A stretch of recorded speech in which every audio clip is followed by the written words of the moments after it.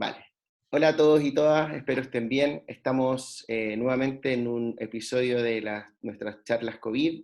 Hoy tenemos dos invitados muy relevantes y muy significativos. Desde México nos acompaña Cristina Cárdenas, quien fuese directora de Aprende México, una política pública de las más importantes que ha tenido Latinoamérica. Pensar que la iniciativa abarcaba o implicaba la cobertura de casi 200.000 docentes, cientos de miles de escuelas, y Cristina ahora, con toda su experiencia, nos va a contar cómo se está viviendo esta situación del confinamiento, los desafíos para la educación, pero también una visión latinoamericana, porque su trabajo también ha estado muy centrado en Latinoamérica en torno a la inclusión digital. Y también nos acompaña Albert Ford, que es el director de M-School, una iniciativa pionera muy reconocida internacionalmente. Hace poco ganó obtuvo unos reconocimientos de UNESCO por la Best Practice in Mobile Learning. Y bueno, de hecho fue el año pasado, ¿no? Sí, el año pasado fue.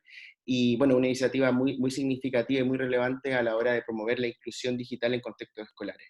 Junto a Ezequiel vamos a plantear algunas preguntas, algunos temas en común con perspectiva internacional para que los podamos ir resolviendo.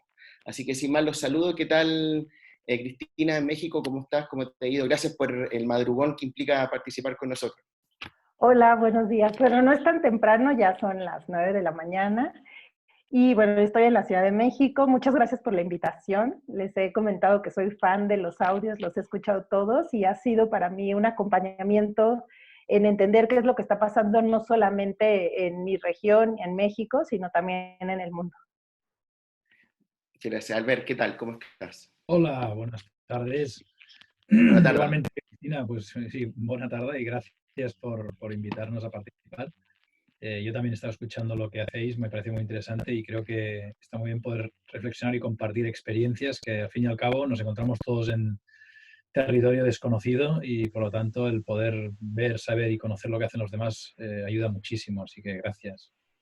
Bueno, me imagino que ambos tenéis, bueno, porque conozco vuestras instituciones y tengo el placer de conocer a Cristina y sé que os movéis por todas partes, os conectáis con gente todos los lugares. Hay iniciativas no solamente en el contexto local en que os situáis, sino que con perspectiva internacional, europea, latinoamericana. ¿Cómo los pilló este confinamiento? ¿No? ¿Cómo los pilló todo se relativo poco? ¿Cómo los pilló a nivel personal? ¿No? ¿Cómo os encontráis con este confinamiento? ¿Y qué habéis debido gestionar? ¿Cómo lo habréis hecho para poder seguir teletrabajando? Porque me imagino que ha sido algo que han debido continuar haciendo, ¿no? A lo mejor tenían algún proyecto en marcha que tuvieron que darle otro giro. ¿Cómo han enfrentado un poco en esta dimensión de arranque el confinamiento? Bueno, yo estoy en la Ciudad de México. Afortunadamente mis amigos y mi familia estamos bien. Ha sido realmente una etapa de mucha incertidumbre porque tenemos información asimétrica. Por un lado tenemos autoridades diciéndonos que todo va muy bien, que la curva se ha hecho más plana en cuanto a contagios, y por otro lado familiares, médicos, amigos nos dicen que los hospitales están colapsados, que no hay suficientes ventiladores, que la gente se muere muy rápido, que por favor no salgamos. Entonces esto hace que tengamos un panorama incierto de qué es lo que está pasando y va a pasar en los próximos días. Hoy se anunciaba que van a abrir las escuelas muy pronto. Hay una gran preocupación por el próximo 10 de mayo, que es un festejo nacional, y la gente que no cree en que existe esta pandemia, que todavía tiene dudas, pues sigue saliendo a consumir, sigue saliendo, y lo más grave es que no ha habido como una restricción como en otros países donde se paraliza o se prohíbe las salidas, que es algo que creo que vamos a necesitar muy pronto si no se sigue tomando conciencia de la gravedad del tema. Pues ha hecho que la gente siga saliendo y tiene siempre como esa duda de realmente estamos haciendo lo correcto, la economía está totalmente parada, hay muchísimos desempleos, porque los que han tomado realmente acciones han sido la iniciativa privada, ha sido pues más las empresas que han decidido cerrar, salvo algunas que han permanecido abiertas. Más bien ha sido un movimiento social muy parecido al sismo que tuvo 17 verdad, yo me siento en un constante cambio. Para mí ha sido desde el sismo del 2017 mi constante el cambio, porque desde esa fecha, por ejemplo, tuvimos un sismo bastante fuerte en la Ciudad de México, en el que yo estaba en esa época a cargo del programa Aprende MX, que se encarga de la promoción del desarrollo de habilidades digitales, y en ese momento nuestro edificio estaba en reforma, hubo un fuerte sismo, el edificio se daña, tuvimos que salir con las pocas cosas que teníamos, entonces trabajar a distancia durante esa época fue algo que tuvimos que aprender, porque la gente en gobierno normalmente no está acostumbrada, y desde ahí siento que ha habido un constante cambio en cómo empezamos a trabajar, ¿no? Tuvimos que salir con lo poco que teníamos, nunca regresamos a ese edificio, nos tuvimos que mover a un nuevo establecimiento, y al pasar esto, pues también cambiaron las prioridades de los programas. Entonces, el darle giro radical a lo que venía haciendo no es algo nuevo para mí. Tuvimos que reasignar todo el presupuesto teníamos, cancelar algunos proyectos, tuvimos que despedir mucha gente en estos cambios. Y bueno, las personas, pues te vas haciendo resiliente a estos cambios que nos van llevando a pues, tomar decisiones inesperadas. Después de esto, pues viene un cambio muy fuerte del gobierno, cambiamos de gobierno y no fue un cambio pues como normalmente había pasado nada más algunas personas cambian. Aquí fue un cambio totalmente radical, cambiaron todos los titulares de los programas y ese cambio involucró reestructura también de los objetivos, de las metas, de los presupuestos. Y en ese cambio pues también salí yo, ¿no? Y el reto grande que he tenido ha sido mirar todo desde una perspectiva más particular, en menos escala. Estoy acostumbrada a ver todo en política pública, a todo le veo cara de cuántas escuelas, 25, 25 no es nada, y me costó mucho dejar ese rol de estar en un cargo de política pública y cuando finalmente ya siento que voy agarrando ritmo, teníamos unos proyectos con la embajada de Finlandia, fui a Helsinki, conocí muchas empresas que están haciendo temas de innovación educativa, inteligencia artificial, trabajé también para proyectos en Nicaragua y estábamos haciendo un proyecto bastante interesante con Lego Education en la Embajada de Dinamarca y justo nuestro evento era el 30 de marzo con vista que se hiciera más grande en octubre. Vimos que teníamos que suspender todo y nuevamente es repensar, cambiar el rumbo de todo y ese ha sido realmente lo que me ha tocado vivir durante estos días, como muchísima movilidad, muchísimos cambios y bueno, pues aquí estoy compartiendo la experiencia. Gracias, Albert. Estaba ahí estaba silenciado. Había dicho intensidad, por lo que veo de Cristina. Albert, ¿vos cómo estás? ¿Cómo te agarró todo esto? ¿Te modificó mucho tu rutina de trabajo, más allá de pasar la presencialidad todo virtual? En GSMA, me imagino, una empresa muy tecnológica, calculo que algo de gimnasia ya tenías con el teletrabajo, el trabajo a distancia. Así que bueno, preguntarte un poco cómo lo venís llevando. Sí, teníamos ya ejercitado el músculo de la videoconferencia. Pero es cierto que sí que nosotros, tenemos políticas de teletrabajo y políticas de trabajo fuera de la oficina, o las teníamos y de hecho van a ir a más, ¿no? Está claro. Nos encontramos en una situación en la que, de hecho, la empresa y de hecho incluso nosotros mismos ya nos autodictamos una política de trabajo desde casa antes de que empezara el confinamiento, ¿no? Ya empezamos a ver la situación muy compleja y se dictaminó desde la empresa que nos íbamos todos a casa a trabajar. Y curiosamente, incluso desde nuestro equipo de M-School ya nos lo habíamos planteado y de hecho ya lo habíamos puesto en marcha el irnos a casa y no ir a la oficina, ¿no? Porque ya vimos que la situación era muy compleja e insostenible y que se iba a tener que decretar ese confinamiento. Cuando tuvimos un cierto preaviso, pero es verdad que nosotros ya teníamos una cierta costumbre de trabajar mucho en videoconferencia y en llamadas internacionales, etcétera, etcétera. Pero también es cierto que somos gente que viajamos mucho por nuestro trabajo y eso también no solamente es duro tener que dejar de viajar y de conocer y poder visitar otros países, sino que además es duro ver que esto difícilmente va a ser igual nunca más, ¿no? O por lo menos en un periodo de tiempo previsible. Pero vamos, yo creo que para nosotros ha sido interesante como una nueva realidad que nos hemos encontrado. Y yo lo que digo un poco es que, aunque parezca mentira y que todos nos hemos escondido en nuestras casas, ¿no? En realidad nos hemos desnudado. Es como, este virus ha sido el gran desnudador, es el que nos ha quitado a todos los trajes, las ropas, las máscaras, nos ha quitado muchas cosas de enfrente, ¿no? Y nos vemos ahora, bueno, como nos vemos hoy, ¿no? En nuestras casas, en nuestras habitaciones, con nuestras videocámaras, con nuestros problemas particulares, incidiendo, los niños, las familias, todo molestándonos en nuestro trabajo, en nuestros momentos de necesidad. Pero en realidad esto, claro, nos produce también una realidad muy nueva, ¿no? Y yo creo que lo que más hemos visto ha sido este cambio hacia un desnudo de todas partes, ¿no?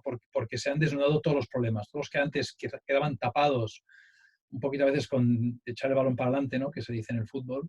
Sí. Es decir, corremos más porque los problemas se quedan atrás, esto ahora es imposible, ¿no? Vemos que en muchos sectores la realidad se ha convertido en una trampa muy compleja, ¿no? Y en concreto en el sector de educación, que es donde estamos nosotros con el programa de M-Schools, nos hemos encontrado que esta nueva realidad de confinamiento, de en las escuelas, de parón en la educación, etcétera, etcétera, esto pues ha desnudado toda una serie de problemas que ya existían, pero que ahora se convierten en muchísimo más graves, ¿no? Problemas de equidad, problemas de desconexión, de brecha digital, problemas incluso de salud, a través de la educación, o sea, el hecho de no ir a la escuela, el hecho de no poder los chicos y chicas tener relación con otros chicos y chicas de su edad o de su entorno. Todas estas cosas se han desnudado tremendamente, ¿no? Y vemos que tenemos un sistema que no es capaz de dar respuesta a todo esto.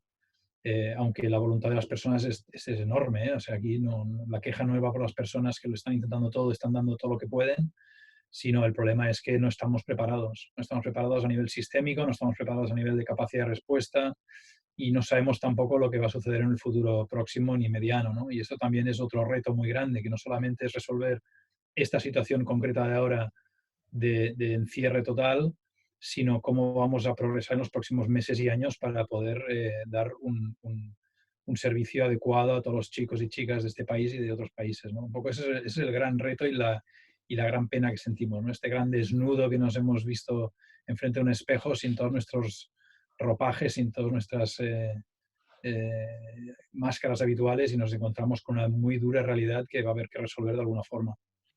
Bueno, ambos lo habéis mencionado, pero me gustaría puntualizar en este ejercicio de diagnóstico común y que también deciros, por ejemplo, que cuando hemos hablado estos días con Inés Dussel, por ejemplo, con Henry Giroux, ¿no?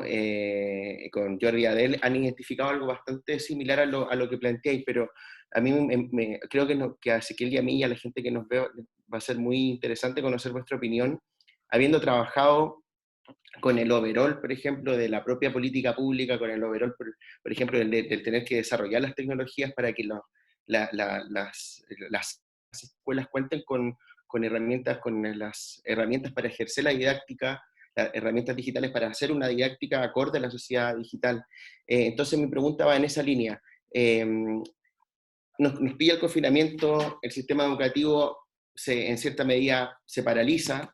¿Estábamos preparados? ¿Creéis que lo que estabais haciendo en vuestros propios contextos os permitió a las escuelas tener algún tipo de previsión para poder gestionar lo que está viniendo? ¿Hay algo de lo que ustedes, por ejemplo, desarrollaron en el propio contexto en el que se sitúan que podría haber facilitado, por ejemplo, este tránsito entre el hacer la gestión escolar hasta febrero, marzo, este confinamiento y lo que viene hacia el post-confinamiento? Bueno, en México la verdad es que el paro de clases inició el 20 de abril, se tiene planeado, se cambió a modalidad a distancia hasta el 1 de junio y la modalidad que se empleó está contemplando diferentes escenarios. Es una solución sencilla y práctica que contempla televisión, radio y vía digital. Lo que nosotros dejamos en Aprende fue el sitio con contenido, algunos maestros capacitados, pero la realidad es que México no cuenta con la infraestructura suficiente para poder hacer educación a distancia con tecnología por medios de internet o con dispositivos móviles. Tenemos mucha experiencia en televisión educativa. Hay un programa muy exitoso que se llama Telesecundaria, que lleva más de 50 años operando, pero ese programa ha ido madurando en el tiempo. Tiene muchas áreas de oportunidad, hay equipos muy obsoletos. Yo visité varias escuelas donde decíamos, aquí debería de llegar internet, actualizarse los contenidos no por USB, sino vía remota, ocupar satélite. Pero bueno, dentro de esas áreas de oportunidad, el contenido sí está diseñado para poder trabajar de manera a distancia, para trabajar con un alumno que no va necesariamente a interactuar con otra persona, mientras que lo que se tuvo que adaptar ahorita para la contingencia está basado en el libro de texto gratuito que reciben todos los niños al inicio del ciclo escolar. Pero ese material no está adaptado para trabajar a distancia. La mayoría de las actividades tiene, por ejemplo, consejos como trabaja con tu compañero de al lado, muéstrale a la maestra la evidencia que estás haciendo, hagamos equipo y trabajemos todos juntos. Entonces no está adaptado realmente para trabajar en una modalidad vía digital, mucho menos subir alguna evidencia. Ha habido muchos memes donde la maestra está recibiendo las tareas que los papás tomaron foto con un WhatsApp y se ve todo chueco, ¿no? Y la verdad es que la gran mayoría de las familias, por lo que yo he estado comentando, estamos haciendo una evaluación y una encuesta a nivel nacional con las personas con las que yo trabajé antes para poder identificar qué es lo que está pasando. Y lo que nos hemos dado cuenta es que la mayoría está trabajando con la televisión.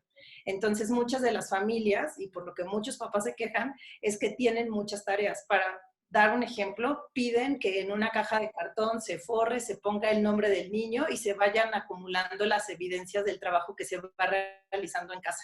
Ese es nuestro trabajar a distancia. Si bien que aquí necesitas mucho que el papá y la mamá o quien está a cargo del niño se vuelva el maestro de primaria para que esté dando esas tareas, esté sentado, esté cambiando la transmisión, porque se hizo como un escalonamiento de las transmisiones de las actividades que se están haciendo. Y bueno, ese es en el caso más grande, el 92% de la población tiene televisiones, solamente 44% de la población tiene computadora en casa, que se comparte normalmente con el resto de la familia, y ahorita que están habiendo muchas, pues el teletrabajo está llevándose a cabo en casa, pues no hay un dispositivo para ocupar la familia. En promedio, México tiene 2.2% de niños por familia, lo que necesitaríamos tener 4 computadoras en cada hogar, más un ancho de banda bastante amplio, lo cual pues es algo irreal. Muchas de las familias también se quejan de que tienen dispositivos para conectarse, pero su conexión es vía datos, entonces no tenemos realmente hogares que estén conectados con Wi-Fi o que puedan estar ilimitadamente viendo videos, sino más bien se les acaban los datos, ya no tienen realmente ellos cómo continuar el aprendizaje vía remota. Entonces la tecnología realmente o las plataformas digitales que se están empleando son muy limitadas. En el mejor de los casos se están ocupando para poderse comunicar, para poder establecer una comunicación con los hogares. Se levantó una encuesta de una consultora en México que reveló, se hizo a 900 maestros más o menos, la mayoría son de primaria y la gran mayoría ocupa WhatsApp en las escuelas públicas, ocupan emails las escuelas privadas, ocupan YouTube las escuelas privadas.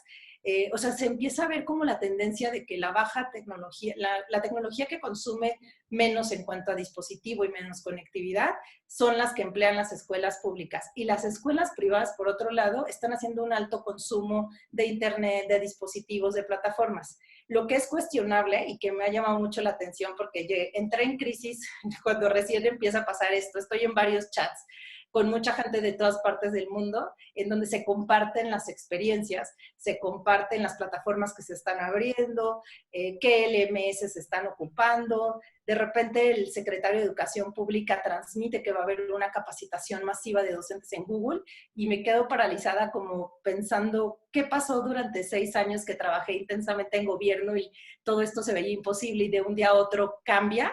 Y poco a poco las cosas pues se fueron mostrando como yo las había conocido, ¿no? Los maestros enseñando sus prácticas de cómo están ocupando la tecnología y literal compraron un pizarrón, lo pusieron atrás, se grabaron en una cámara y esa es la transmisión a distancia, ¿no? Las evidencias, bueno, le tomo una foto y ahora tengo como 10 de todo mi salón de clase, que en promedio son 50 niños por salón de clase, aún en las privadas, tengo la foto de la evidencia de que el niño trabajó. ¿Cómo se va a evaluar la personalización de la educación, la inteligencia artificial? O sea, todo eso queda de fuera, ¿no? Y también te vas dando cuenta que en estos grupos en donde yo he participado, pues nadie realmente está haciendo la política pública que cubre el 90% de la población. Entonces, todo lo que se va comentando, pues ya cuando lo vas como analizando, digiriendo, ves que sí, es verdad, hay una empresa de telecom que está dando el contenido en la nube gratis, pero tiene un límite, o sea, nada más puedes ver cierta cosa. Después de ahí ya hay un cobro, ¿no? Sí es verdad que se están ocupando en las escuelas privadas, pero ¿cuántas en las escuelas privadas? En México es el 10% en educación privada. Entonces, esas escuelas privadas aún, analízale qué es lo que están haciendo con la tecnología. Y así te vas dando cuenta que pues no estamos listos, no estamos preparados para la inclusión digital. Trabajé muchísimo, puedo asegurar que trabajaba día y noche haciendo esto. Es prácticamente imposible si no hay una voluntad política de lograr esto. Y pues lo que sí estábamos preparados es más como el contenido un poco por televisión, como lo venía comentando, con todas las limitaciones, pero en esta primera etapa que es de contingencia, de comunicación, de establecer algún tipo de actividad para los niños, pues se está cubriendo con el programa, se llama Aprende en Casa, que es muy parecido a lo que hay en la región. Y pues bueno, eso es lo que estamos viviendo en cuanto a políticas públicas en temas de educación en confinamiento. Muy bien, Cristina. Albert, ¿qué nos comenta? Sí, yo creo que Cristina lo ha dicho. Es decir, aquí lo que nos damos cuenta ahora es que lo que veníamos pidiendo o intentando hacer desde hace ya algunos años, ahora va a ser inevitable y absolutamente necesario, ¿no? Es decir, la inclusión en cuanto a conectividad es la base.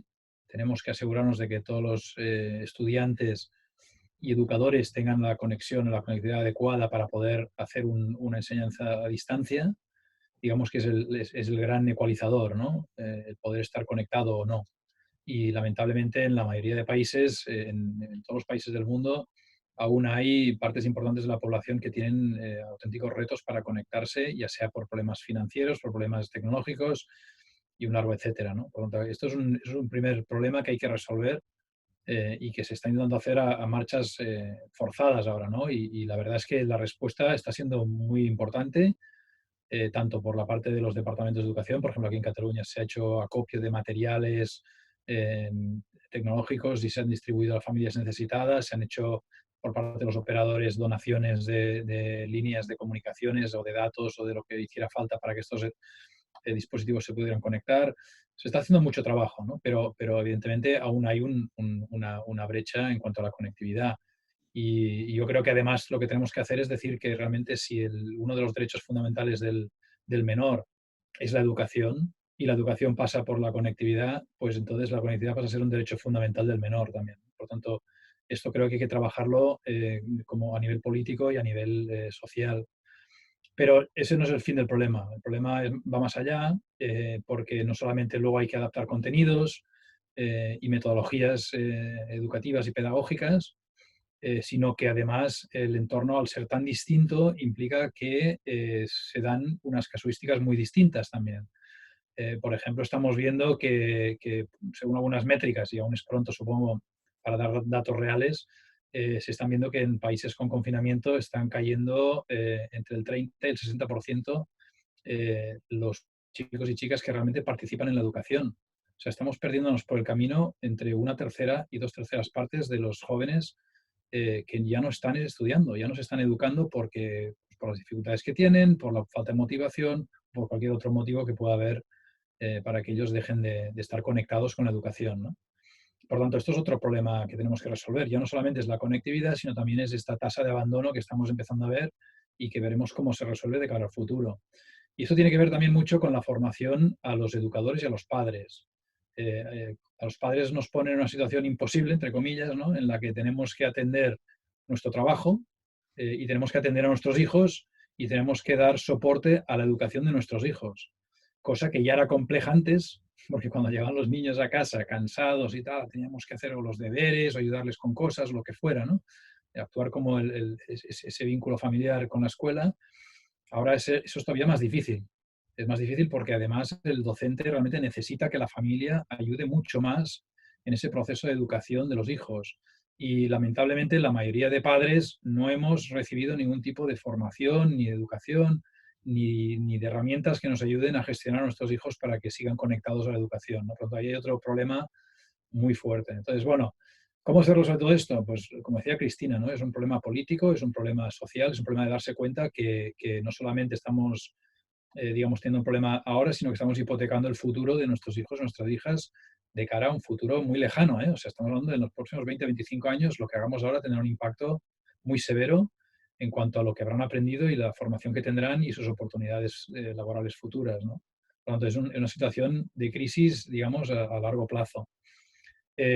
Soluciones, bueno, pues las hay que buscarlas, hay que trabajarlas. Yo lo único que puedo comentaros, me preguntabais sobre el programa nuestro, y creo que es interesante mencionarlo porque nosotros llevamos un tiempo intentando trabajar desde la óptica del móvil y de la conexión y de Internet y de la conectividad, intentar ver cómo la tecnología puede realmente aportar en todo este proceso, ¿no? No solamente para ayudar al cambio tecnológico, al cambio pedagógico del aula, que es importante y es donde hemos venido trabajando mucho, sino también para que estos chicos y chicas entiendan que el aprendizaje es una realidad que es de por vida, ¿no? El aprendizaje no se acaba cuando acabas la universidad o cuando acabas la escuela o cuando acabas tu formación técnica, sino que el aprendizaje debe seguir. Y por lo tanto, estas pautas de que el aprendizaje debe seguir, pues se tiene que aprender desde pequeños y podemos dar herramientas y mecanismos para hacerlo, ¿no?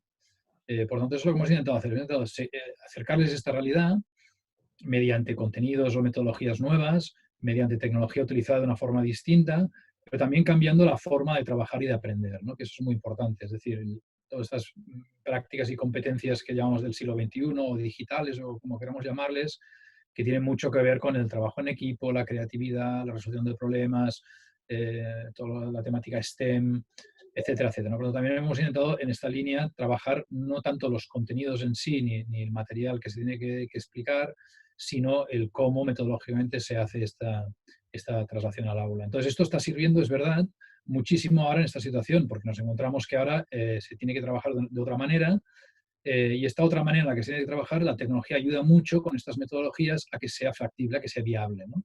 El trabajo en equipo, pues evidentemente se puede hacer, se puede continuar haciendo gracias a la tecnología. La resolución de problemas se puede enfocar también de una forma muy interesante a través de la tecnología.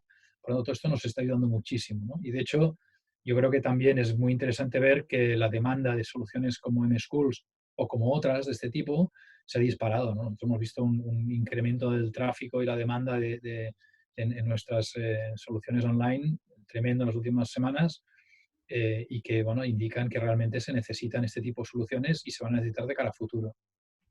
Está bueno, Albert, me gusta el enfoque desde lo que planteás de necesitar un cambio de métodos, un cambio de metodologías, y no solamente quedarnos en el tema en pos de la transformación social y de achicar la segregación y la desigualdad social que existe, no quedarnos solamente con el tema del acceso, que así como bien decís que ni hablar que es un derecho humano. Creo que hace ya un tiempo la ONU ha declarado el acceso a Internet como un acceso humano, como un derecho humano, pero me parece que, y junto con Pablo, lo que venimos viendo en estas conversaciones, es como que, y uso la metáfora que usaste tú de estar desnudos, ¿no?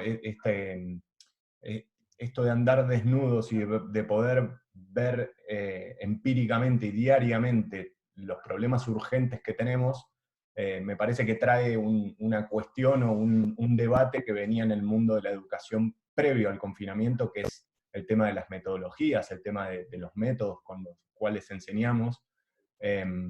Y me parece que está buenísimo poder tomar en la medida de lo posible, porque estamos viviendo una época súper intensa, con un montón de trabajo y con una carga de exposición a las pantallas muy grande, pero poder tener estos espacios de quietud, si le queremos decir, como para pensarnos primero, pensar cómo planificar nuestro trabajo y tener un debate en profundidad, ¿no? Cristina, ¿cómo ves esto en México? ¿Existe estas posibilidades o lo ves tú en el debate, no sé si mediático, de la comunidad educativa, de poder tener una oportunidad para refundar o reformular prácticas pedagógicas, por ejemplo, o el debate está solamente basado en el acceso a la tecnología? Bueno, yo soy una creyente de que la tecnología poco a poco va a ir entrando. Todas las crisis han llevado a cambios sustantivos, ¿no? En ejemplos de pandemias anteriores en México, pues se ve que pasaron tal vez 2 siglos para poder, desde 1500 hasta 1800, para poder hacer cambios como quitar los basureros de las ciudades y moverlos hacia afuera, y eso permaneció, y el cambio fue lento, 2 siglos. Entonces, espero que en educación no nos lleve tanto tiempo darnos cuenta de la urgencia de modificar un currículum que considere las habilidades digitales, de asignar presupuesto. Yo no soy tan optimista en el corto plazo de pensar que va a cambiar de la noche a la mañana, simplemente porque no está la semilla de que esto suceda.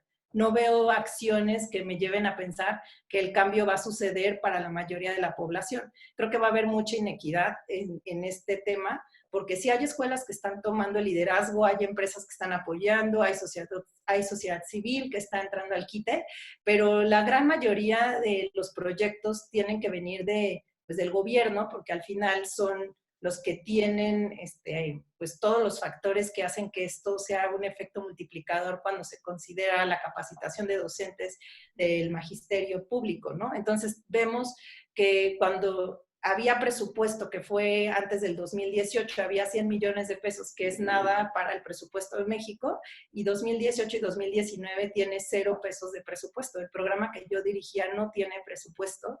Entonces, pensar en un cambio donde no hay dinero para capacitar maestros, que son la clave para que esto suceda, donde no hay un proyecto de equipamiento y conectividad, donde haya una alianza público-privado en el que las empresas pues hagan algo con la nube o hagan estrategias también muy focalizadas a las necesidades y a las regiones que tenemos, porque México es muchos países en uno, ¿no? No podemos pensar en una solución para todos. Y como mencioné, la solución de Aprendo en Casa es una solución paliativa de muy corto plazo, no tiene realmente una visión pedagógica donde realmente estemos viendo cuáles son las habilidades que se requieren. Antes de la pandemia ya hablábamos mucho de que no se estaba actualizando el currículum, teníamos un nuevo modelo educativo que cambió de la noche a la mañana, así como en la pandemia nos cambiaron todo lo que habíamos venido trabajando por 6 años en modificar y adaptar e incluir en el currículum nuevas habilidades que se requieren para el trabajo del siglo XXI, ya casi XXII. Entonces, realmente mi preocupación es, si no estamos haciendo nada ahora, que es el corto plazo, ¿cómo esperamos que haya un resultado en el mediano y en el largo plazo? Porque aún habiendo presupuesto, aún habiendo voluntad política, aún habiendo las condiciones, pues es muy difícil que todo esto pase en contextos tan diversos. Y creo que cuando hay este liderazgo, sí puede haber un cambio. Hicimos varios proyectos en algún momento en el que ocupábamos incluso blockchain para tener un portafolio de los docentes capacitados, y esperábamos que ese blockchain fuera una herramienta para que no todos los recursos para estimular al docente vinieran del gobierno, sino también de otras iniciativas. O sea, emplear tecnologías emergentes para alguna población era factible, así como hacíamos capacitación, por ejemplo, de ciudadanía digital con obras de teatro donde no había internet, donde no había computadoras, pero sabíamos que había niños que se estaban conectando y que necesitaban pues de información. Entonces, estoy optimista en que esto va a suceder, no sé cuándo, creo que va a ser cuando llegue alguien que haga que esto no solo sea una política para 30% de la población con acceso a internet, sino para el resto de la población.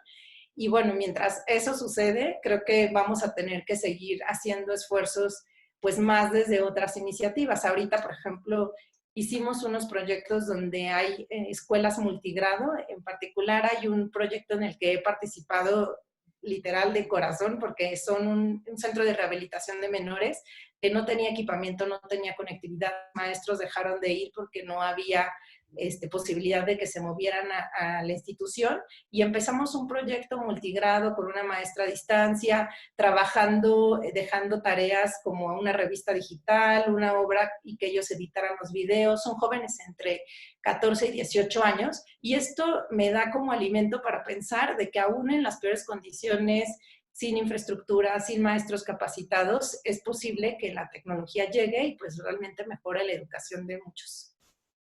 Y Albert, en tu caso, ¿oscilás como nosotros con Pablo entre el optimismo y el pesimismo, o te ubicás en alguno de los dos sitios?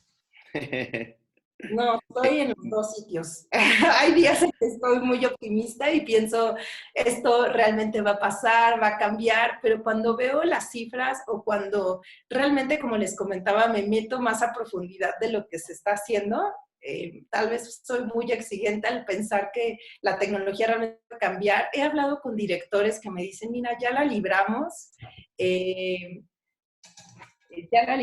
estamos ya terminando el ciclo escolar, esto es lo que ya cuando estemos en el salón de clases vamos a retomar todo.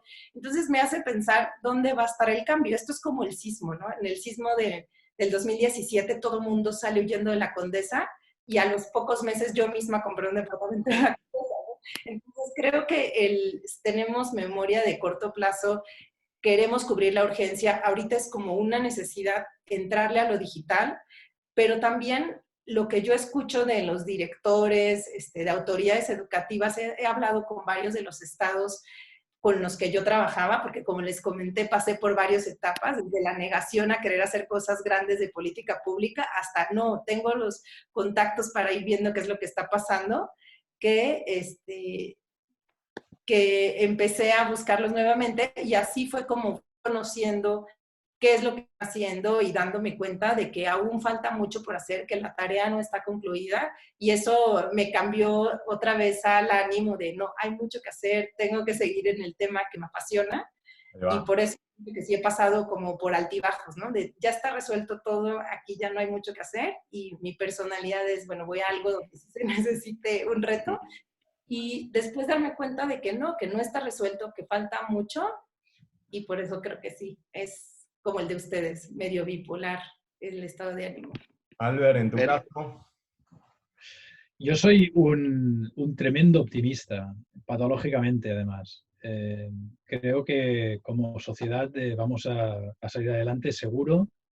Los humanos somos tremendamente adaptables, y si no que se lo pregunten a cualquier otra especie de animal, insecto, etcétera, y por lo tanto vamos a encontrar fórmulas. Lo que pasa es que aquí el problema es que habrá un sufrimiento, y lo que tenemos que intentar hacer es evitar las víctimas que van a salir perjudicadas de toda esta situación o situaciones similares, y ahora hablando puramente de educación, ya no hablo ni de salud ni de otros términos, ¿no? Sí, sí. El tema de la equidad y de la inclusión van a ser, vamos a ser unas batallas muy cruentas. Pero luego también todo el tema de cambios metodológicos, cambios pedagógicos, cambios de contenidos, estas cosas, yo soy muy optimista de que se pueden hacer cosas muy, muy interesantes. Y además lo soy porque en el desarrollo de mi trabajo y del trabajo que hacemos desde M-Schools, interactuamos con muchísimos docentes, con muchísimas personas que están en las trincheras de la comunidad educativa, que son los que se pelean el día a día con los alumnos, con las escuelas, con la tecnología, con todo. Y vemos mucho talento y mucha capacidad. Entonces, la llamada que un poco que nosotros haríamos es decir, vamos a empoderar a toda esta gente, vamos a utilizar y buscar maneras de que la voz del profesor y de los profesores que son capaces de tirar del carro, de encontrar nuevas formas de hacer las cosas, sean mucho más prominentes, ¿no? Dejémonos un poco de discusiones ideológicas, políticas o de otro tipo, y traigamos un poquito al frente las personas que nos pueden ayudar y que nos pueden sacar de este atolladero, ¿no? Es decir, a los docentes, a los profesores y las profesoras, y a toda esta comunidad educativa que realmente tiene capacidad increíble para hacer cosas, ¿no? Y entonces esto creo que es un trabajo que se tiene que hacer, y se tiene que buscar las fórmulas para conseguir que el conocimiento que hay en las trincheras llegue hasta los generales, ¿no? Por entendernos un poquito, y que todo esto funcione bien y seamos capaces de aprovechar este conocimiento, esta capacidad para buscar soluciones más universales y que sean más replicables y que nos saquen de situaciones complejas que tenemos, ¿no? Y que se traduzcan además en políticas públicas y, como decía muy bien Cristina, en lo que estoy absolutamente de acuerdo, en regarlo todo de suficiente dinero como para que se pueda hacer. Es decir, poner presupuestos, poner recursos y dejarnos de otras inversiones en cosas que no tienen sentido o que no tienen prioridad frente al poder educar y preparar a nuestros jóvenes para el futuro, ¿no? Porque es que son nuestro futuro, no solo el suyo, es nuestro también. Por lo tanto, hay que ser capaces de presupuestar, hay que ser capaces de invertir, hay que ser capaces de hacer este esfuerzo más allá de otras cosas que no nos llevan a ninguna parte, ¿no? Pero sí que soy muy optimista porque pienso que hay la capacidad de hacerlo, ¿eh? Y igual que Cristina está haciendo cosas muy interesantes, creo que también hay otras personas que lo han estado haciendo y que pueden ser referentes para que podamos buscar fórmulas para salir de la situación. Yo voy a hacer dos preguntas, aprovechando para no alargarnos. Usualmente estas últimas dos preguntas yo digo que son breves, pero son largas, y yo sé que él siempre me molesta por lo mismo. Así que, pero dado que están los dos, para no hacer dos breaks, les pregunto en las dos, ¿vale? A la vez, y vosotros me respondéis a vuestra velocidad. La primera tiene que ver con algo que se viene repitiendo en estas charlas y Albert ha mencionado, que me parece súper interesante, que tiene que ver con las consecuencias, ¿no? Con lo que va a generar, ¿no? Antes de ayer Xavier Bonal nos decía que iba a haber una brecha de aprendizaje importante entre un grupo de estudiantes de ciertas escuelas, que Cristina también decía que en México se daba en las privadas, por ejemplo, quizás en algunas concertadas, aquí también en España eso sucede, o algunas públicas que están según qué barrio, ¿no? Que han podido continuar con innovación, con que en los hogares tienen un dispositivo por integrante de la familia, entonces en cierta medida han podido ir continuando procesos, pero hay un porcentaje importante de familias cuyos hijos van a centros que, si eso, se han encargado más de un contacto más emocional, ¿no? De cumplir ese rol de la escuela, más de socialización, de no desconectar a los niños y a las niñas de sus compañeros y compañeras en el fondo. Pero esto genera una brecha. Entonces, mi pregunta sería, ¿qué iniciativas desde vuestras propias posiciones podríamos generar para un problema que es no podemos renunciar a ese problema viene, ¿no? Aquí no hay que hacer futurología, en septiembre tendremos ese problema aquí, y en México ya lo están teniendo ahora cuando vuelva las clases, ¿no? ¿Cómo podemos hacer para que esa brecha no se amplíe, o incluso para lograr que lo que se perdió se recupere, o lo damos por perdido? Esa es la primera pregunta. Y lo segundo es sobre el tema de los móviles, porque los dos han comentado esto, ¿no? Que en el fondo, sobre todo, también ha sido bien repetitivo, es decir, bien repetido, que la forma en que muchos centros han generado algún tipo de iniciativa ha sido a través del móvil, ¿no? Pero ha sido con cierto uso, algo instrumental, más que instrumental, algo más simbólico, ¿no? De que se está haciendo algo, no sé si es una acción del todo pedagógica, pero por otro lado, algunas de las personas que hemos entrevistado, entre ellas, por ejemplo, Patti Escauriza, que es la responsable de Paraguay Educa, un país que hace una semana, en abril, después de que empezó el curso escolar hace un mes, cerró el año escolar de manera presencial, y todo se hace de manera no presencial, ¿no? Se va a hacer hasta diciembre no presencial, cuando solo el 30% de los hogares de Paraguay disponían de dispositivos e internet para todos los integrantes de la familia, por ejemplo, ¿no? Eso. En cambio, ella mencionaba que el móvil era muy relevante, ese rol.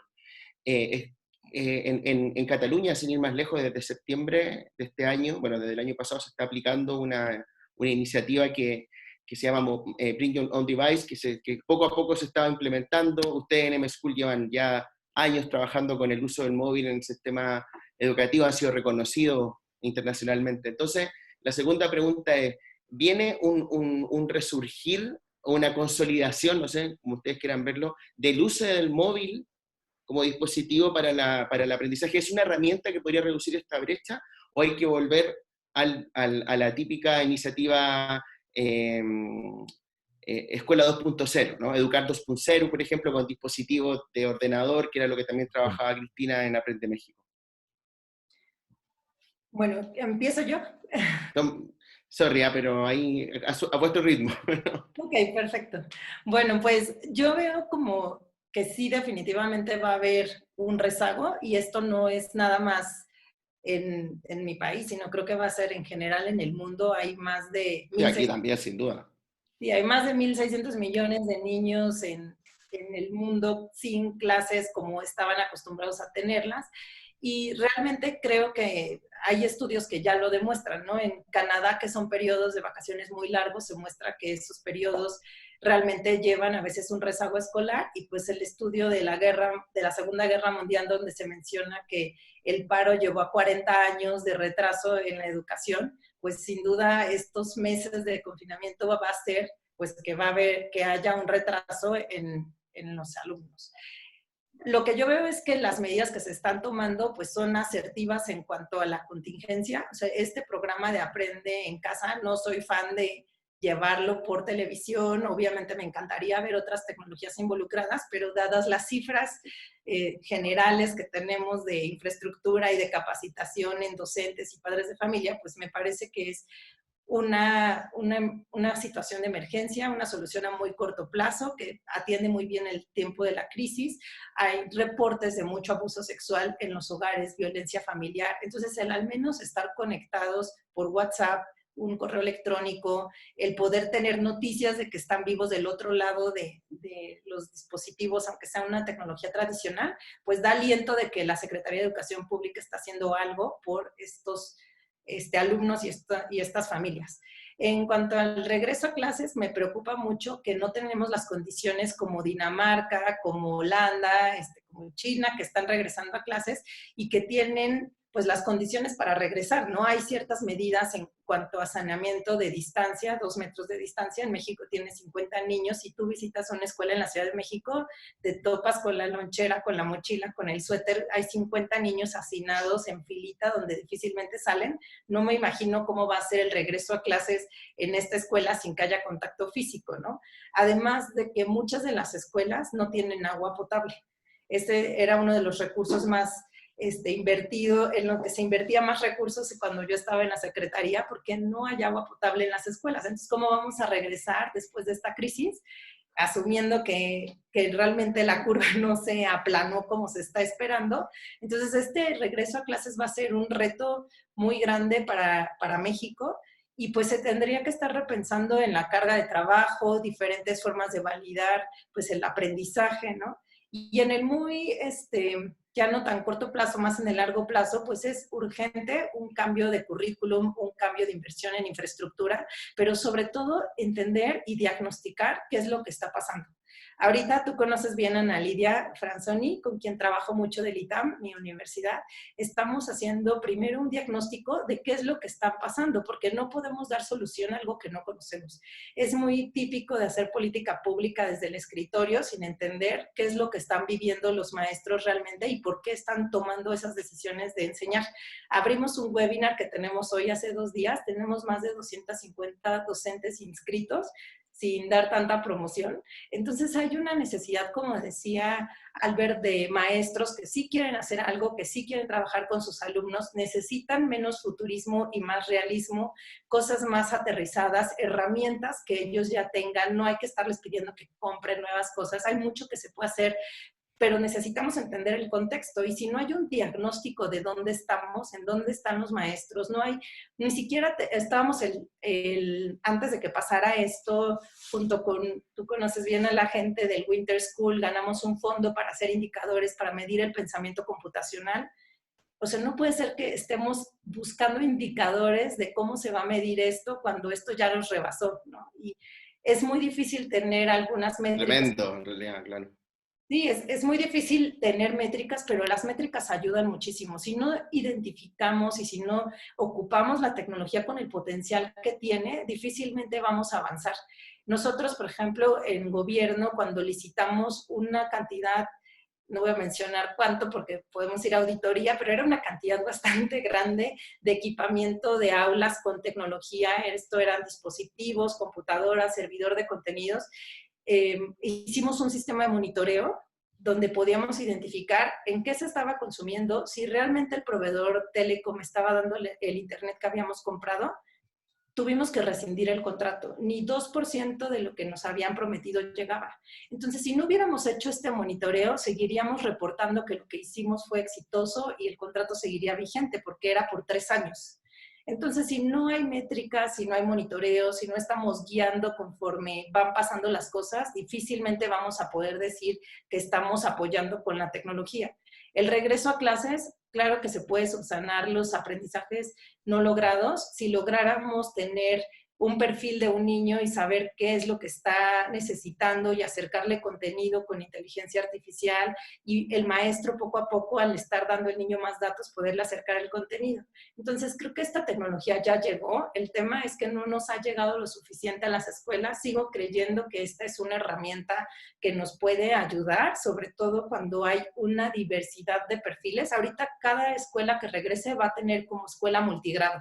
Todos de la misma edad, pero con diferentes backgrounds de haber vivido cosas totalmente diferentes, tanto emocionalmente como si el papá o no ayudó en las tareas o el tutor que estuviera a cargo del niño. Entonces me parece que la tecnología sí es una herramienta que necesitamos emplear, sí debemos de seguir impulsando estas nuevas tecnologías, pero a diferencia de las universidades, sí requerimos de un apoyo de política pública, de asociaciones civiles, o sea, hacer una alianza y una visión más holística y tener soluciones no para un escenario, ¿no? Sino para los diferentes escenarios que tenemos en países tan complejos como México y el resto de Latinoamérica.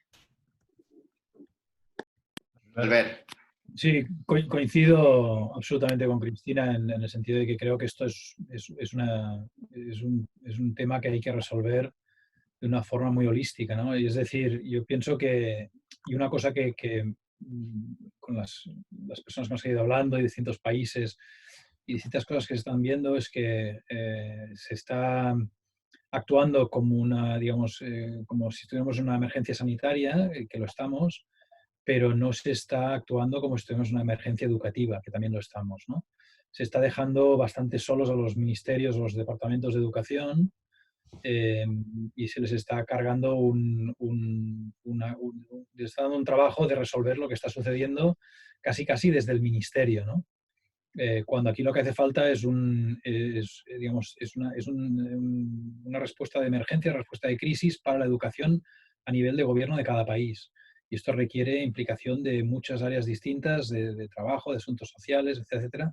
Y deberían, igual que montan comités técnicos sanitarios, igual debería haber un comité técnico de educación en cada país trabajando para ver cómo se resuelve esta crisis y ver cómo se enfoca el futuro, ¿no? Ya sabemos un poquito lo que se requiere también en cuanto a resultado final. Es decir, nosotros necesitamos tener personas capaces de aprender, pero también capaces de trabajar y capaces de tener competencias que conocemos y que sabemos que van a existir, ¿no? Pues esforcémonos en hacer que la educación siga ese camino, ¿no? Que nos ayude a que nuestros jóvenes puedan ser ciudadanos digitales, ciudadanos de pleno derecho y ciudadanos con oportunidades, que eso es muy importante, sobre todo viendo cómo van a estar las tasas de paro en los próximos años, ¿no? Necesitamos hacer planes nacionales, es decir, cada país tiene que hacer un buen plan de trabajo sobre cómo educar y preparar a sus jóvenes para el futuro.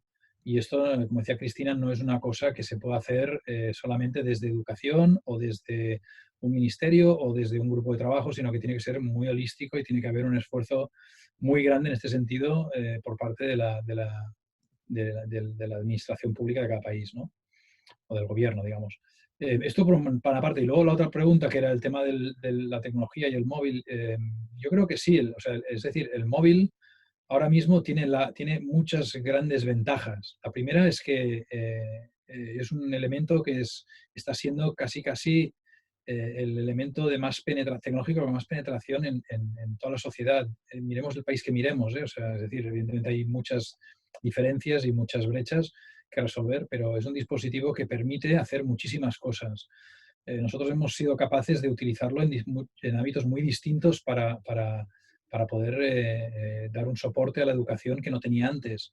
Y por tanto, utilicemos estas herramientas que tenemos, no solamente el ordenador o cualquier otro dispositivo, sino que ahora mismo es un elemento fundamental. La mayoría de familias tienen un dispositivo móvil. Vamos a utilizarlo, que se puedan utilizar, que se puedan pueden ser un vehículo, como decía Cristina, de conexión, ya no solamente educativa, sino social y de muchos otros ámbitos para que sirva o tenga una función que hasta ahora no tenía. Hasta ahora el móvil se interpretaba como ese elemento que nos permitía comunicarnos con quien nos diera la gana o recibir contenidos de entretenimiento o lo que fuera, ¿no? Vamos a convertirlo en una cosa que es mucho más allá de eso. Ahora mismo es nuestra conexión con el resto de la humanidad. Pues empoderémonos y utilicémoslo para educar y dar una respuesta social como se tiene que dar. Por tanto, creo que realmente es un elemento que va a ser clave en el futuro. Bueno, Espera, Ezequiel, dame un segundo que ya, sé que me odias que haga esto, pero ya que está Albert, le tengo que preguntar si tiene algún tips de lo que, o sea, y su opinión de lo que sucedió y lo que podría suceder con el Mobile World Conference, ¿no? Y con el M-School y toda esta organización. ¿Cómo lo ves esto, Albert? Porque dentro de todo ha sido una actividad, una acción que ha dado un tremendo impulso local, ¿no? A Cataluña, a Barcelona, a España en general, a nivel tecnológico. Y claro, todo esto, hablamos de los cambios que vive la educación, pero también habrán otros cambios en otros tipos de escenarios, también a lo mejor hay cosas que ya no se van a hacer, o que sí, esperemos que sí. ¿Cómo lo ves? y además que justo agrego ahí, perdón Albert, el hecho de que fue muy debatida la cancelación o no, porque todavía Claro. no estábamos en estado de alarma, así que... Fue como la clave. Exacto, sí. Fue el pistoletazo de salida de toda la crisis, Sí, ¿no? sí. Bueno, en realidad el pistoletazo de salida fue cuando se empezó a detectar que había un virus en algún sitio del mundo que no conocíamos y empezó. Pero sí que es verdad que fue el gran evento mediático que sucedió, que se debatió mucho, que hubo mucha crítica positiva y negativa, y que posteriormente se ha demostrado, por suerte también, de que fue una elección acertada y que se tenía que hacer, ¿no? Sí. Pues estuvimos, yo os puedo decir que estuve muy cerca de la toma de decisión, no la tomé yo evidentemente, pero estuve cerca y vi lo que sucedía y me pareció que fue muy duro para nosotros tomar esa decisión porque realmente se hizo de una forma absolutamente en contra de nuestros intereses, ¿no? Para nosotros el Congreso y para nosotros y los operadores a quienes representamos, el Congreso es una herramienta fundamental cada año para poder hacer la labor y el trabajo que se hace y también para la región, ¿no? Para Barcelona, Cataluña, España. Es una herramienta muy potente de creación de empleo, de todo tipo de beneficios, ¿no?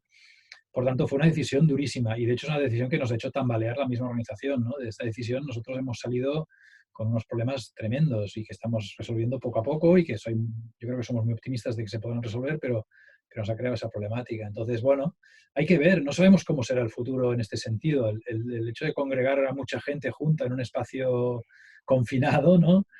Más allá de nuestras casas, pues ahora mismo se ve difícil.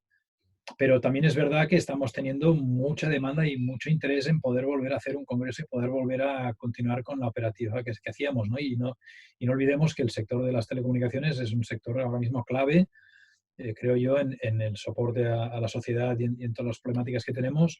Y por lo tanto tenemos que buscar fórmulas de cómo podemos continuar dándole ese espacio para renovarse, para trabajar y para mejorar. Vamos, de momento nosotros la previsión es que el año que viene en Barcelona hay un congreso. Eso es lo que tenemos sobre la mesa. Y esperemos que se pueda hacer, pero es evidente que las cosas están cambiando y no sabemos en qué situación nos encontraremos ni en las próximas semanas. Así que, bueno, veremos, pero optimistas sí que lo somos, ¿eh? En este sentido. Es un sector que tiene muchísimo trabajo por delante, tiene que dar mucha respuesta a la situación actual y creemos que todo el mundo tiene muchas ganas de que esa respuesta se pueda dar. Por lo tanto, encontraremos la fórmula. Poco a poco, Albert. Muy bien. Poco a poco. Ya para cerrar, quería preguntarles una yo que siempre estamos haciendo con las personas que forman parte de este ciclo, que es más bien, bueno, arrancamos con lo individual y volvemos a cerrar con lo individual y personal. Preguntarles por algún hábito que hayan adquirido en estos días, en estas semanas, y que quieran mantener después del confinamiento. Cristina, ¿te has pensado alguno, tú que viste todos los episodios? Bueno, sí. Bueno, antes de concluir, por si ya no hay espacio para despedirme, me da mucho claro que habrá gusto espacio poder para despedir. participar. Va a haber espacio bueno, para despedirte, okay. Sin duda, obviamente. Bueno, entonces espero para la despedida. Pero bueno, el hábito o no es hábito, pero Algo que no hacía o que no había hecho en muchos años desde la preparatoria es pintar. Hay un pintor muy colorido que se llama Hundertwasser, que tiene pinturas y es como edificios, esculturas muy asimétricos, con muchos colores, y empecé a pintar hace unas semanas. No soy muy buena, pero me distrae, tiene mucho color, lo cual me alegra el día que lo hacemos. Y bueno, hemos estado jugando Rummy mucho. No soy la mejor, pero le hemos invertido varias horas. Quedamos confinados o acordamos estar algunas personas de mi familia, que no somos muchos, por lo mismo de que no puedes estar reuniéndote con mucha gente, pero ha sido una etapa en donde pintar y jugar Rummy han sido parte de mi entretenimiento. Albert.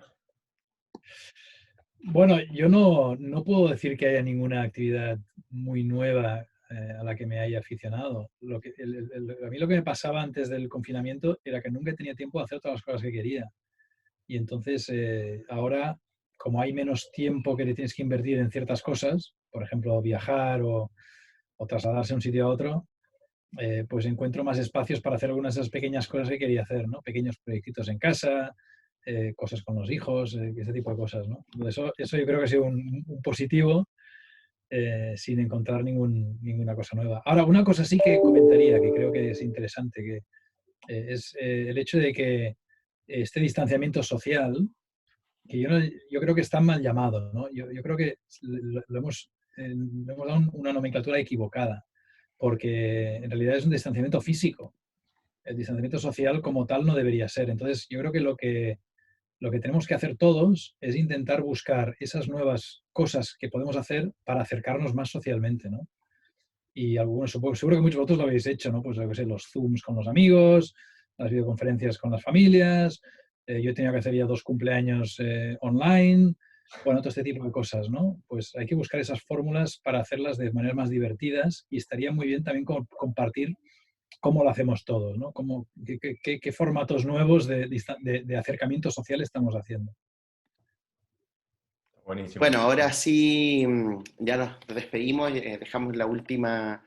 Bueno, lo primero, agradecer a los dos por este espacio tan significativo de tanto aprendizaje para actualizarnos en qué están y cómo ven la problemática de la educación. No sé, si quieren manifestar algún último comentario, Cristina, cuéntanos. Bueno, que sigan con las transmisiones. Han sido para mí como un caldo de pollo para el alma, encontrar con gente que está haciendo temas similares a los que a mí me gusta. He sido muy selectiva en lo que he estado viendo. Hay muchísimo contenido, todos los días hay webinars, soy parte de los webinars ahora, pero lo que me gusta mucho de esta transmisión es que la gente realmente está diciendo los retos a los que se enfrentan, y los escenarios, pues como hemos visto, son muy diversos, ¿no? Desde universidades que no han pasado por ningún periodo de adaptación, como las universidades digitales que tienen en España, hasta nuestra situación, o escuchar a Patti de Paraguay, escuchar una situación muy parecida a la de México, o que no somos los únicos que estamos pasando por un tema político también en cuanto a la información. Entonces, el poder escuchar lo que pasa en el mundo, menos de una forma futurista, que a mí no me encanta mucho, porque me gusta más la practicidad, y creo que el tema y la urgencia es ahora. Entonces, me ha gustado mucho cómo han dirigido las transmisiones, y muchas gracias por la invitación. Seguir escuchándolos. Bueno, gracias, Cristina. Muchísimas gracias, Albert, también por dedicarnos un tiempito y para pensar en clave colectiva, como solemos decir. Así que, bueno, les agradecemos a ambos. Y esperemos hacer la revancha presencialmente en el Mobile del 2021. Una cenita, una cervecita. Estaréis invitados seguro, vamos. Muy bien. Vamos a cruzar los dedos.